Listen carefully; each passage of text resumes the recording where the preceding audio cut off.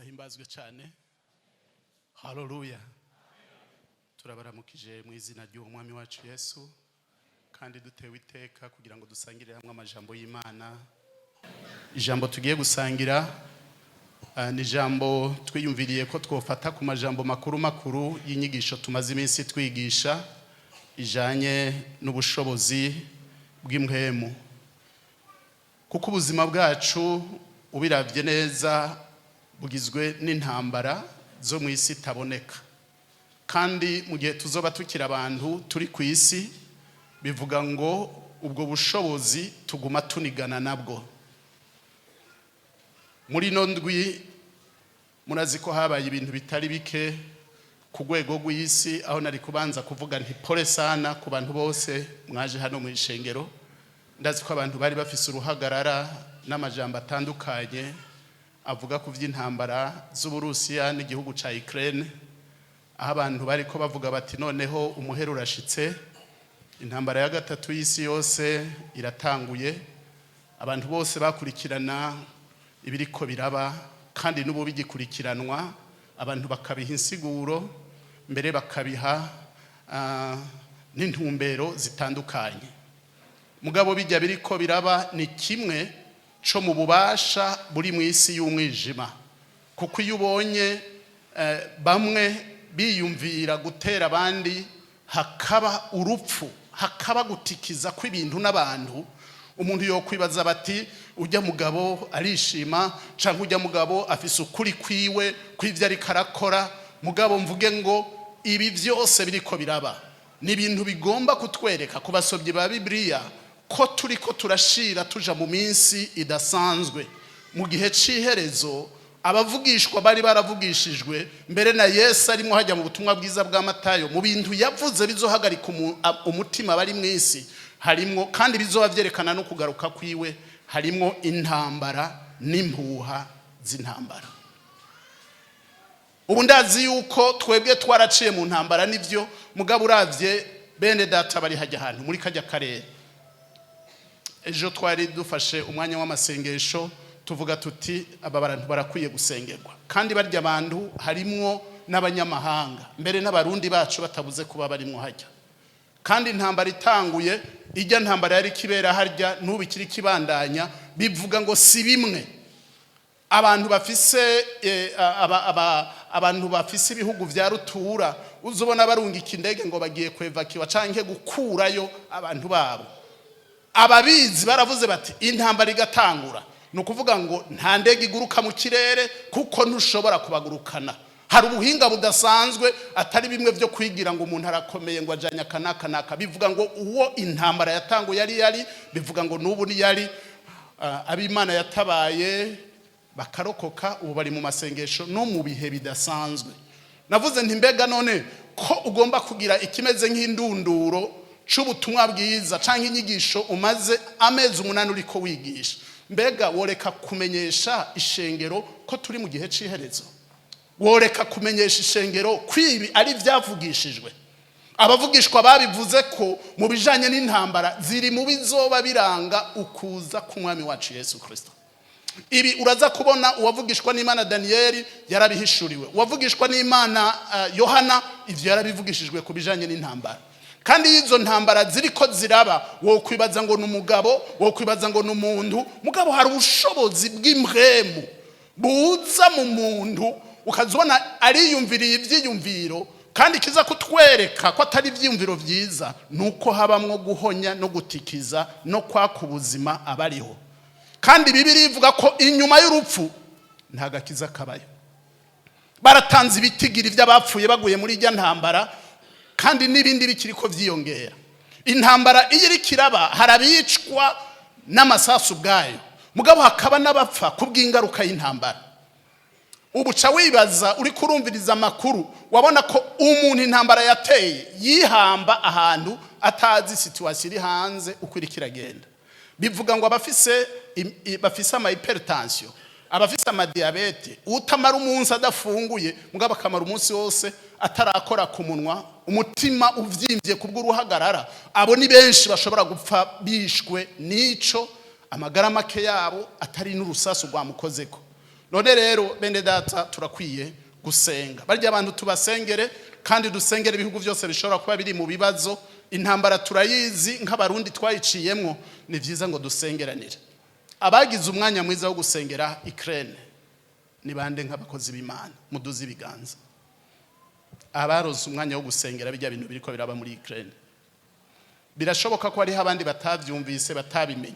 Mugabo bene data murakoze mwebwe mwabikoze, mugabo hari n'abandi nzi yuko iyo babimenya canke bakabona n'amaso biciye ku ma video utari kurara uryamye udasengeye bajya abantu.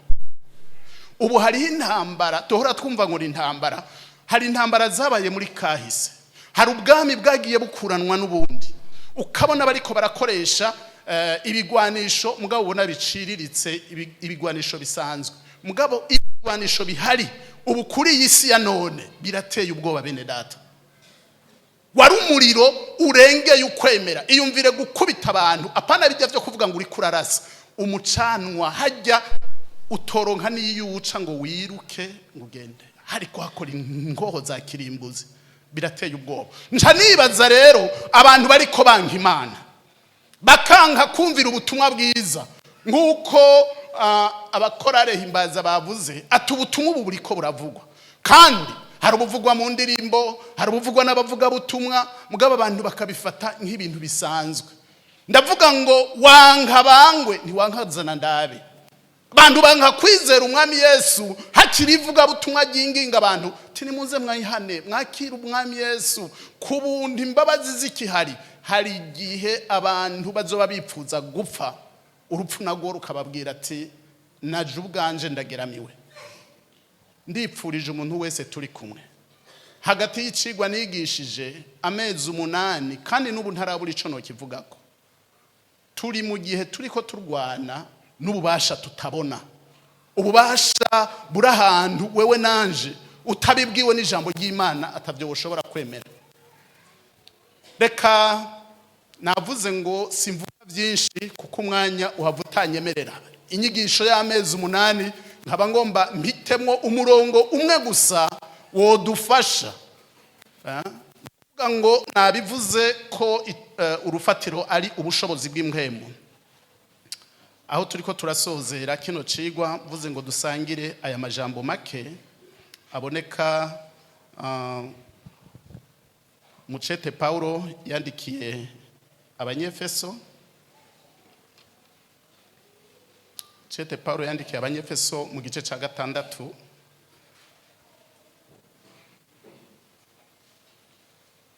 kuva ku murongo wa 12 tugire umurongo umwe gusa, sinivira ko twogira byinshi umwanya uhava utobitwemerera. Reka dusome umurongo wa 12 wonyene. Icete Paulo yandikiye Abanyefeso igice ca 6 umurongo wa 12 wonyene. Aho havuga ngo kuko abo tunigana atarabi inyama n'amaraso, ariko tunigana n'abakuru n'abafise ububasha n'abaganzi y'isi y'umwiza n'impwemu mbi z'ahantu ho mwijuru. Imana idufashe n'aya majambo. Paulo ariko aravuga abo tunigana, avuga ati sabi inyama n'amaraso. Bivuga ngo abishira mu migwi ishika 5 kugira ngo tumenye ko isi iboneka irongorwa n'iyitaboneka, kuko mu isi itaboneka hari Imana. Usomye amajambo ari mu butumwa bwiza bwa Yohana mu gice ca 4 umurongo wa 24 uza kubona Yesu ariko avugana n'umugore w'umusamariya. Bari bizigiye ibyo gusengera hana hariya, Musamariya yari yizigiye ibyo gusengera ku musozi bari baratoranije witwa Gerezimu, mugabo abayuda nabo baratoranije ahitwa Yerusalemu. Yesu bari kumwe nawe mu biganiro baganira, atangura kumubwira ati none wewe unsaba amazi kabuki, wewe uri umuyuda nanje ndi umusamariya. Mugabo Yesu yongera mubwira ati mbere usivye n'ivyo mwebwe iyo musengera sinayo dusengera twebwe. Ivyo musanzwe muzi ko abantu b'Imana bapfa, harabapfa amadini ati twebwe dusengera aha niho heza, mu ba Emmanuel niho heza, mu ba Pentecote niho heza, mu ba Fekabu niho heza. Mugabo Yesu agomvye kumubwira ngo arengane ivyo, yamubwiye aya majambo avuga ati nyina wanje umva, Imana ntisengwa muri ubwo buryo wiyumvira. Imana ni mpwemu kandi abayisenga bakwiye kuyisengera mu mpwemu no mu kuri.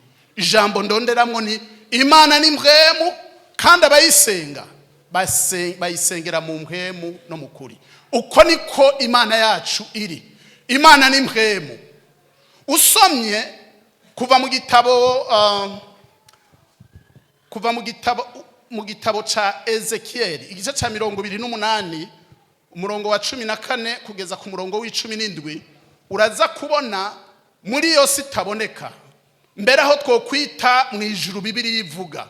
Nta mwanya dufise wo gusoma aya majambo, mugabo uraza kubona Ezekiel ariko aravugwa ku mwami w'Itiro, ariko aravuga ariko arasigura wumva avuga umwami, mugabo uravye neza wumva havugwamwo Satani ko yari umumarayika ari mu mugwi w'abantu bitwa abakerubi. Nukuvuga ngo yatwara icubahiro c'Imana. Mu migwi y'abamarayika muwo dusoma ngaha uraza kubona harimwo umugwi w'abakerubi, hakabamwo abaserafi, hakabamwo n'ibinyabugingo. Abo n'abamarayika bagenewe gukora igikorwa c'Imana yo mu ijuru. Mugabo umwe muri abo uraza kubona yarinjiwe n'ubwishime, agatangura ikintu cyo kwiyumvira ko nawe yoba Imana. Aho uraza kubona intambara zabereyeyo twarazivuze, izatumye haba imigwi ibiri ikomeye. Bivuga ngo hari abamarayika bagumye mu bwizigirwa, mugabo hari n'abandi bashoboye kugibwa mu gutwi n'uyu mukerubi yarusha amanda ubwiza, hanyuma bakamufasha intambara, mugabo iyo ntambara ikabananira. Bibiliya ivuga ngo arakorogwa kandi bitewe n'ikintu bwishime, bitewe n'ico bita kiburi, intambara iramunanira, arakorogwa. Mbere akorowe abandi niho muzumva bavuga ubutumwa ukumva bavuga ngo ari kuzimu cange ngo araboshwe. Mugabo Satani ntabwo ari kuzimu, ariko Bibiliya ivuga ko ari umwami aganza ikirere, kandi akaba umwami aganza ikirere, akaba n'umwami w'isi aganza iyi si y'umwijima. Niko tuza kubona muri aya majambo nari mvuze ngo dufate makeye kugira ngo bidufashe. None uravye intambara tunigana, zaba iziri ku rwego mpuzamakungu, zaba iziri mu ishengero, zaba iziri mu miryango, zaba iz'umuntu ku gatwe kiwe, bivuga ngo hari isi itaboneka iyiri mu Imana kandi abayubashe bayisenga mu mpwemu no mu kuri. N'utagize ivyo nawe ntiyo kwibaza ngo jewe ntaco nsenga. Burya iyo udasenga Imana utarongorwa na mpwemu yera, bivuga ngo uburongorwa n'uyu mwami w'iyi si, uburongorwa na kamere yawe, uburongorwa n'ubushobozi bw'umwijima. Nivyo Paulo avuga muri ujya murongo twasomye. None Ezekiel ariko aramuvuga ko yavuze ngo numukerubi akomeye, wari umukerubi wisakaye ubwiza, wisakaye utubuyenge, wisakaye ibintu bidasanzwe usomye muri ico gice. Kandi ikindi twagomba kuvuga, uraza kumubona noneho atanguye gukora igikorwa hariya mu gitabo c'Itanguriro mu gice ca 3 ku murongo wa 24, uza kumubona amaze guhenda basogokuru Adamu na Eva. Ucumubona Adamu bamwirukanye, uza kubona mu gice ca 3 umurongo wa 24 niho uza kubona ijambo rya mbere rivuga ngo umukerubi. nukuvuga ko uwo mukerubi yaje agize gute, yari afise igikorwa cyo gucungera itongo kugira ko bamaze kurya igiti gituma habaho gupfa, noneho ntibahave barya ku giti gitanga ubugingo ngo bahoreho ibihe bidashira. Kandi ndashima Imana kuko ariko Imana yabikoze. Burya hari abantu babi mwisi bene data, babi mwisi, babaye babi ku rwego mpuzamakungu, hariho babaye babi ku rwego rw'ibihugu, hari n'abantu bari babi mu miryango yabo gushikaho abantu atari banga yo kubwira ati uyu muntu mu muryango aratugoye yo tumapfa. Hari abantu babi ku rugezo rudasanzwe ku rwego mpuzamakungu. Muraza bateye intambara ya mbere y'isi yose, iya kabiri y'isi yose, mbere y'abantu biyumvire ngo abo bantu bose rukabakabaho, kuko hari izindi nyigisho zivuga ngo bazoseruka babumvise gusa ngo babone n'amabi bakoze bavuga ati turapfuye. Hari abantu babi rero, mugabo Imana ishimwe ko hari ikintu kibanguranya ubwo bubi bw'umubi ku rwego ubwo ari bwo rwose, akagera igihe ubusazi bw'uwo muntu ukagira aho bugarukira. Ndagishimira Imana, ndagishimira Imana. Ububi bw'umubi yobukora ku rwego rudasanzwe, mugabo ni kiringo gitoya.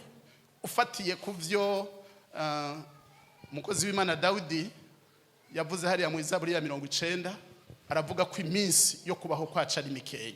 Iyo rero ntiraba ngo ninde, igihe kigeze urasezera isi, ububi bwawe mukajana, kandi naho wowe umugororotsi. Bibiliya imbwira ngo ibikorwa by'abagororotsi bica bigenda bibaherekeje, nabo nyene baragenda, kuko aho nta ushobora guca ku ruhande. Izo ntambara rero ingene tuzigwana, hari abantu bariko barazigwana mu buryo bw'ubwenge n'abandi bazigwana mu buryo bw'imburabwenge. Amajambo twasomye mu gitabo c'Abanyefeso ku murongo igice ca 6 umurongo wa 12 avuga ngo abo tunigana sabi inyama n'amaraso. Avuga ubwa mbere ngo n'abakuru,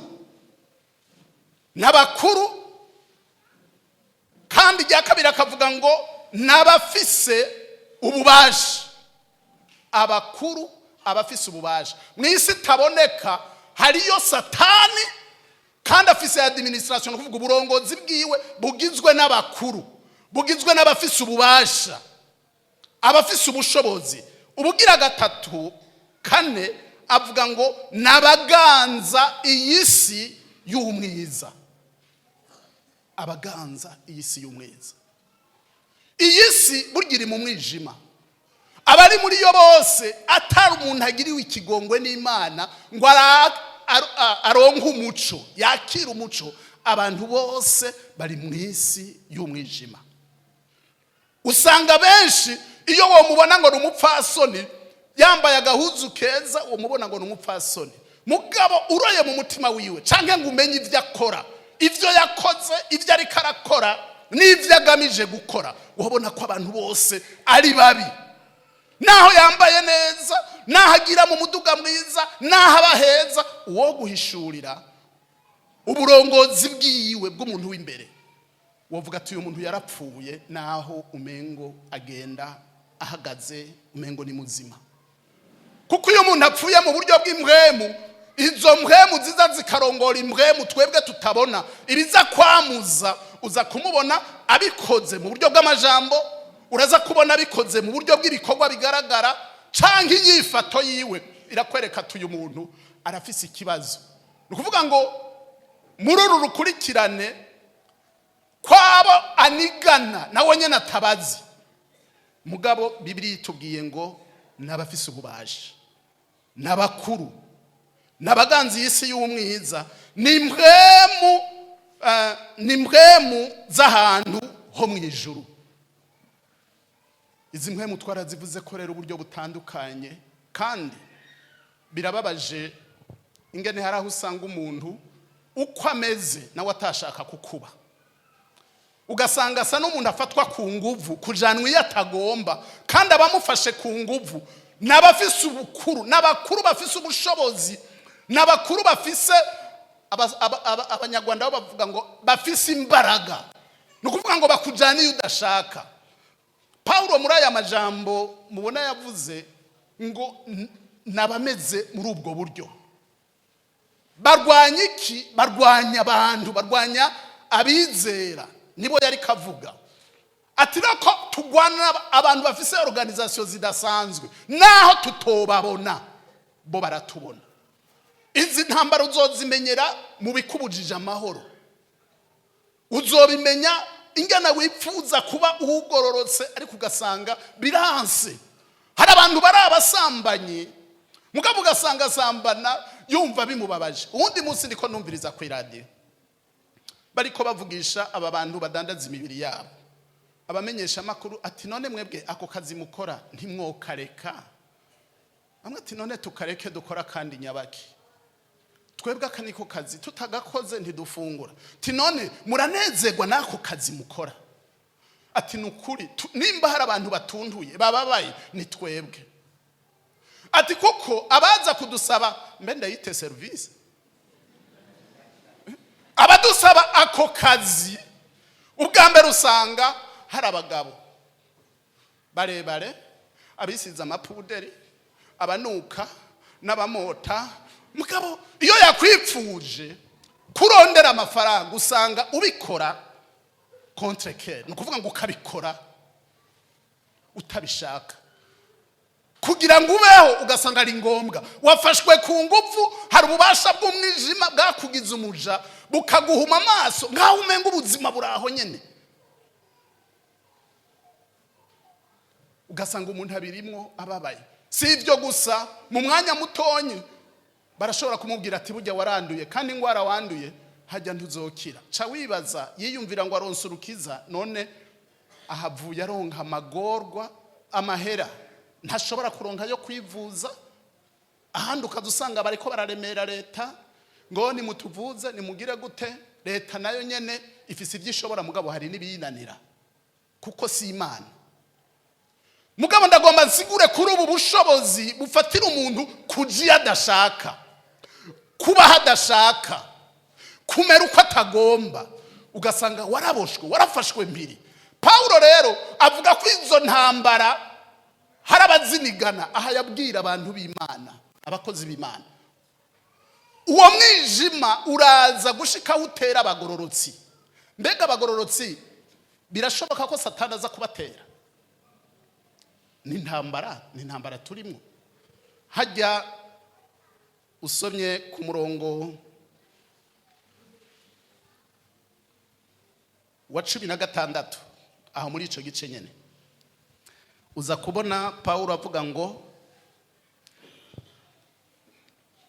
reka duhere ku murongo wa 14, havuga ngo nuko mushikame mukenyeje ukuri, mwambaye ukugororoka nk'icuma gikingira igikiriza, mwambaye inkweto z'iby'ubutumwa bwiza bw'amahoro bibuteguza, kandi hamwe n'ivyo byose mwabira inkofero y'ukwizera, niyo muzoshobora kuzimisha imyambi ya wa mubi yose yaka umuriro. Mwakira inkofero y'agakiza, bona inkota ya Mpwemu niryo jambo ry'Imana. Musengere muri Mpwemu ibihe byose mu buryo bwose bwo gusenga no kwinginga, kandi ivyo mubibere maso mukobeje rwose musengera abera bose. Paulo abivuga kubera iki?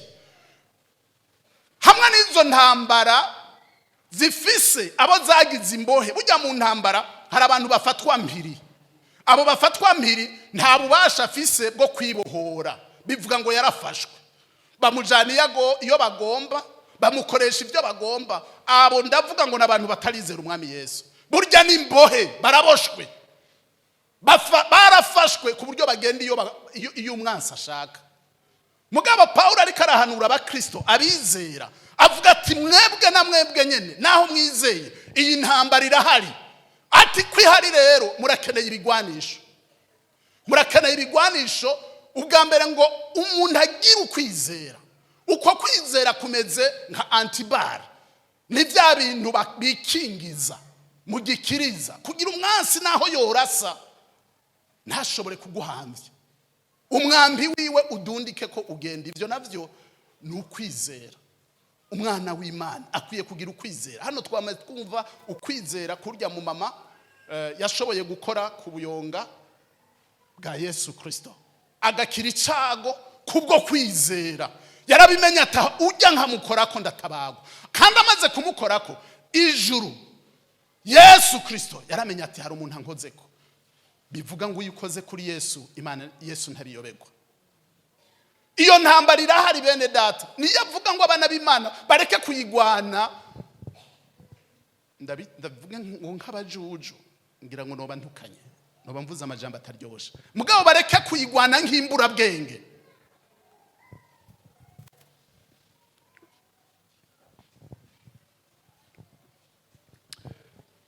Hanavuga nk'inzo y'ukwizera. Umurongo wa 17 avuga ngo inkofero y'agakiza niyo nkota ya Bw'Impwemu, niryo jambo ry'Imana. Hari abantu b'Imana bakijijwe mugabo usanga batagenda n'ijambo ry'Imana, kuko iyi ni ntahe. Hari abantu batinya kugenda n'ijambo ry'Imana, mugabo Paulo avuga ngo ijambo ry'Imana kiri mu nkota Satani atinya. Abandi birabagora kwemera ko bafise ijambo ry'Imana canke hari abakristo basigara batwara amatelefone. Mugabo telefone y'umukizwa ni telefone y'umupagani bitandukaniye uziravye gutya. Mugabo umuntu afise Biblia ufuye kuyitengatira gutya, bivuga ngo ni gishinga ntahe, aho uri kuraca ntibagukekeranya, bavuga bati uyu no mukizwa. Naho wowe utavuga byinshi, ndakwinginge ngo utware ijambo ry'Imana, ugenda n'ijambo ry'Imana. Uri mu rusengero reka guhisha ko wakijijwe, twara ijambo ry'Imana. Aha Paulo avuga ngo iryo jambo ry'Imana ni inkota. Ijambo ry'Imana ni inkota. Abafata amafoto muze muramfatira cyane abafise inkota, abafise ijambo ry'Imana. Mugabo duhamagarira n'abatazifise Biblia muzigure.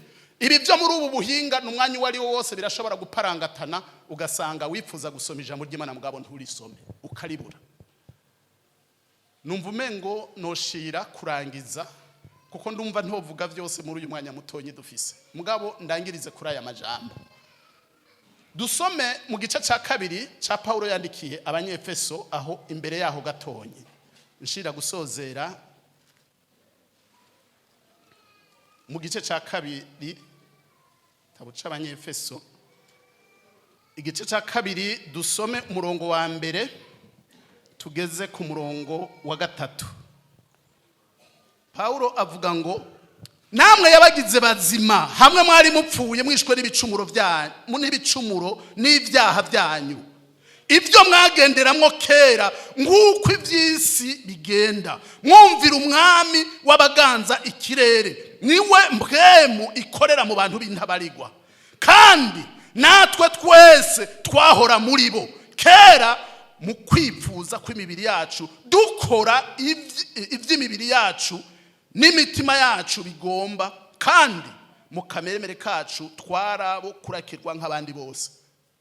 Uyu Paulo ntahakana ko buryo urashobora kubona umukozi w'Imana ari ngaho umubona avuga ubutumwa bwiza, mugabo si ukuvuga ko ari umuntu w'igitangaza, ni umuntu nk'abandi bose. Paulo avuga ati natwebwe nuko twari tumeze kera, twarongorwa n'umwami aganza y'isi, aganza turongorwa n'impwemu mbi zizimiza, atuko niko natwe twari tumeze.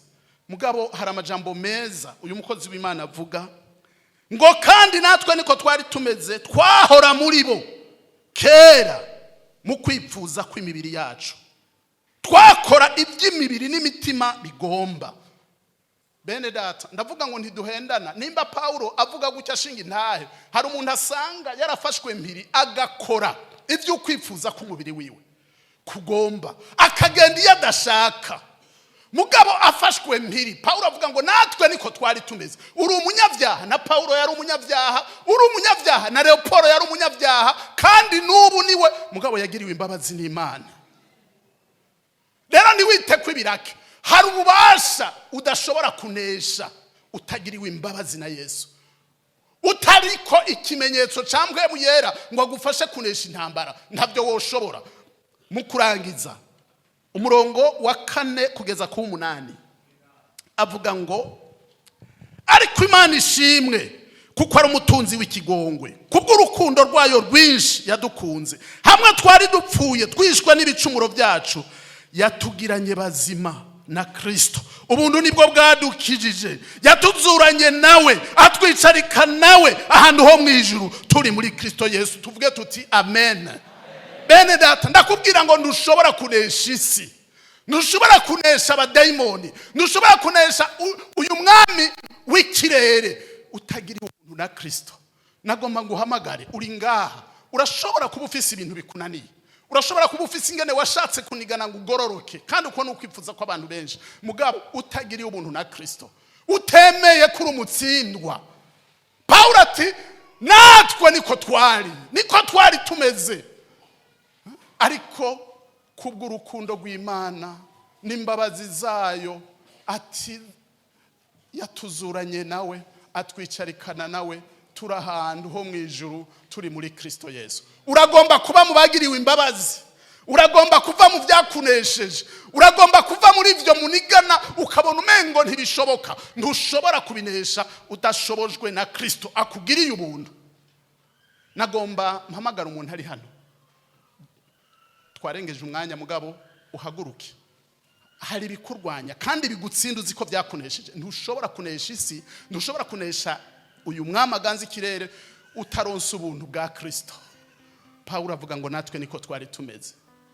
Hari ikikunanira, hari aho wicira urubanza wewe ubwawe ukavuga ati mbega noba nkigirirwa imbabazi. Paulo yari mubi, yari umwicanyi, mugabo imbabazi z'Imana zimushikako. Ivyo vy'uwo mwami aganza ikirere abivamwo, atangura kugwana intambara y'ukwizera arongowe na Mpwemu Yera. Uragomba gutsindanishirizwa, uragomba gusaba Imana ngo iguhe inkomezi ziva hasi, dufatanye mu masengesho.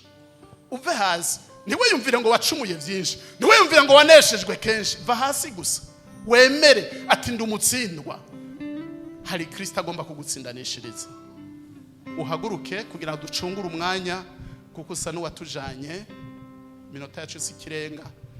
Hari sengesho wipfuza ku bugingo bwawe, hari intambara wanesheje, hari zakunesheje. Uve hasi, hari wazinesheje kandi ashobora kukugirira imbabazi, akakugirira neza. Uve hasi, uve hasi, dufatanye mu masengesho.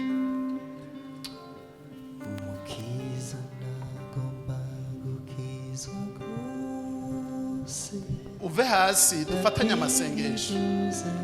Abo tunigana sabi inyama n'amaraso, ariko tunigana n'abakuru, tunigana n'abafise ubushobozi, tunigana n'iyi si y'umwijima, tunigana n'impwemu mbi z'ahantu ho mu ijuru. Hari intambara zakunesheje. Va hasi, va hasi.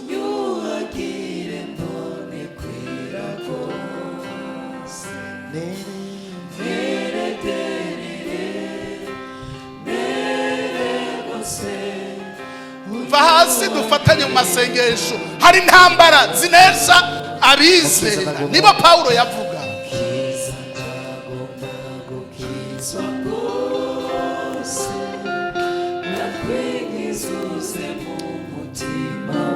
Naho muri benshi no basaba mutera intambuko mushike ngaha, muhagarare ntimupfukame. Mutera intambuko mushike ngaha, mutera intambuko muze hano, uhagarare gusa, ushike hano uhagarare, ntupfukame, kuko ndabona hashobora gutandukanye.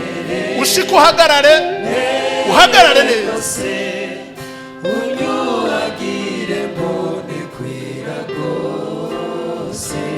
Uhagarare, ntigigwe n'imbere, tugomba gusenga.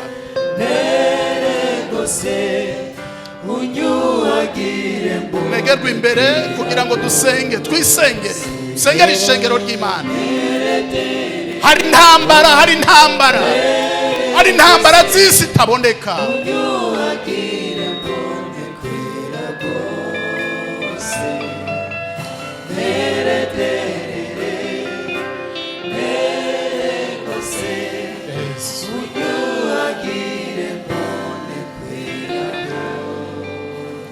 Fata akanya gatonyi ko kwisengera ibyakunesheje n'ibiki. Ufata umwanya wature imbere y'Imana, uyibwira ati Imana naratsinzwe, Satani yaranteye imyambi, yaramfashe mpiranjana iyo ntashaka, atariko Kristo kuko uri umutunzi w'ikigongwe, kubw'imbabazi zawe nyinshi ndagusabye ngo ntsindanishirizwe. Rigira isengesho ryawe, rwana intambara nziza, abo tunigana saba inyama n'amaraso bene data, usenga Imana kugira ngo igufashe. N'abari mu bibanza byanyu mwisengere, intambara sizaba, aba barafise izo bagwana, nawe ufise izo ugwana. Ndagomba nkwinginge uyisengere. Abo tunigana saba inyama n'amaraso, tunigana n'abakuru, tunigana n'abafise ubushobozi, tunigana n'abo umwijima, isi y'umwijima, tunigana n'impwemu z'ahantu ho mu kirere. Reka dusenga Imana. Fata umwanya usenge, isengere, bwira Imana ivyakunesheje. Wa muri kuranigana kugira ngo Imana igutabare, ugari kugasanga uri kurasubira inyuma, uri kuragwa uguvyuka. Hari ubuntu bw'Imana. Paulo avuga ati natwe niko twari turi, twahora muri bokera, turongorwa n'isi y'umwijima, ariko kubw'ubuntu bw'Imana, kubw'imbabazi z'Imana nyinshi, yatuzuranye na Kristo, atwicarikana nawe turahandu ho mwijuru, turi muri Kristo Yesu. Bwira Imana ati Imana, ndagomba unyambike inkomezi, Mpwemu wawe yera andongore mu kurwana intambara nziza. Mana yacu, ndagushima kuri umwizigirwa, ndagushima kuri umutunzi w'ikigongwe. Abantu mwisi baracaniranira imanza, mugabo wowe si kure.